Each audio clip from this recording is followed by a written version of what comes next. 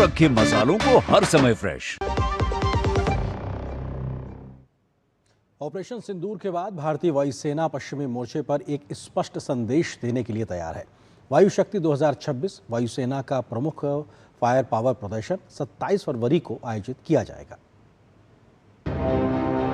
राजस्थान के Pokhran field firing range में 100 से अधिक विमान अपनी ताकत का प्रदर्शन करेंगे। इनमें 77 फाइटर जेट और 43 हेलीकॉप्टर शामिल हैं, जो घातक हथियारों से लैस होंगे। भारतीय वायुसेना के vice chief air marshal Nagesh Kapoor ने बताया कि ऑपरेशन सिंदूर के दौरान राफेल निश्चित रूप से अन्य नायकों के साथ साथ एक नायक था।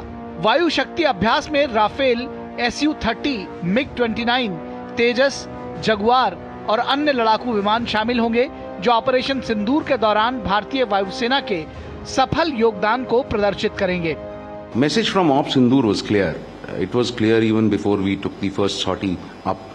It was that terrorism will not be tolerated, and every act of terror conducted on our soil will be responded to, and there will be a price to pay for the perpetrators. So that was the message from Sindoor. Rafale definitely was a hero amongst other heroes during Op Sindoor. सिर्फ वायुसेना ही नहीं, भारतीय सेना भी अपनी मारक क्षमता का प्रदर्शन करेगी। L-70 गन जैसे अत्याधुनिक हथियार इस प्रदर्शन का हिस्सा होंगे।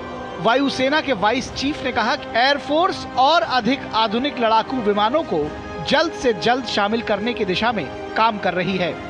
You will see the L-70s once again, a very potent platform that was used during Op Sindoor.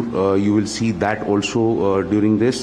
Navy unfortunately is presently taken up with their international defense review that is also happening somewhere close by. इस प्रदर्शन का उद्देश्य भारतीय वायुसेना की युद्ध की तैयारियों और मारक क्षमता को दुनिया के सामने प्रदर्शित करना है।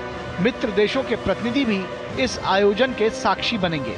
ये विशाल दिन रात चलने वाला अभ्यास हर 3 साल में आयोजित किया जाता है और इसमें सिमुलेटेड युद्ध परिस्थितियों में सटीक हमले और ऑपरेशनल तैयारियों का प्रदर्शन किया जाता है। विशाल बरिस्टो की रिपोर्ट, DD न्यूज। और इस खबर पर बातचीत करने के लिए हमारे सहयोगी संवाददाता अक्षय डोगरे इस वक्त हमारे साथ मौजूद है। अक्षय, अगर बात की जाए तो भारतीय वायुसेना फिर से तैयार है अपनी क्षमताओं का प्रदर्शन करने को लेकर, और खासतौर से राफेल को लेकर बात निकल के आई है कि ऑपरेशन सिंदूर के हीरो के तौर पर उसने काम करके दिखाया है।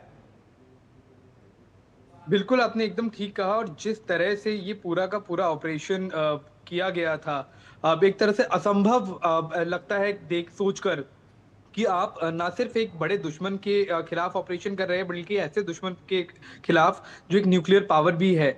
और उसके अलावा कहीं ना कहीं अगर बात की जाए टेक्नोलॉजी की, तो ऐसा नहीं है कि पाकिस्तान के पास टेक्नोलॉजी की कमी है। उनके पास भी कई सारे चाइनीज हथियार हैं, लेकिन भारतीय वायुसेना और भारतीय सेना की अगर बात की जाए तो उनकी कैपेबिलिटी वर्ल्ड क्लास है। उसका कोई मुकाबला पाकिस्तान नहीं कर सकता। लेकिन फिर भी दुश्मन के जानते हुए कि ऐसा कुछ हो सकता है और वो रेडी था, तब भी इतनी सटीकता से ये जो पूरा ऑपरेशन किया गया और उसको जिस तरह सस्टेन किया गया जब वायुसेना वापस आ गई थी उसके बाद भी, तो कहीं ना कहीं ये एक काबिल तारीफ ऑपरेशन था। ये टेक्स्ट बुक एग्जाम्पल एक बन जाएगा कि किस तरह से मॉडर्न वॉरफेयर होता है और किस तरह से कैपेबिलिटी दिखाई जाती है नई जो फोर्सेज है उनके द्वारा, और किस तरह से टेक्नोलॉजी का इस्तेमाल किया जाता है, सिंक्रोनाइजेशन, थिएटराइजेशन, इन सब के ऊपर ध्यान दिया जाता है। ये सब कहीं ना कहीं एग्जाम्पल्स है और हमें गर्व है हम ये पूरी दुनिया के सामने दिखा सके कि किस तरह से ये ऑपरेशन पूरी तरह से कंडक्ट किया गया। और अगर बात की जाए तो विदाउट एनी कैजुअलिटी हमने ये पूरा का पूरा ऑपरेशन जो पहले फेज का था वो पूरी तरह से सक्सेसफुली हमने किया।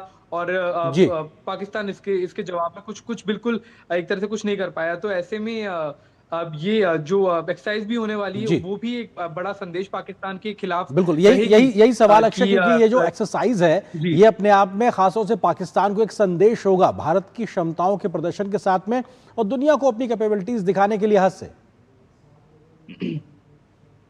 और पाकिस्तान, देखिए हम जानते हैं कि पाकिस्तान एक कुत्ते की पूंछ की तरह है। वो टेढ़ी हरकतें, उल्टी हरकतें करने से बाज पाकिस्तान आता नहीं है।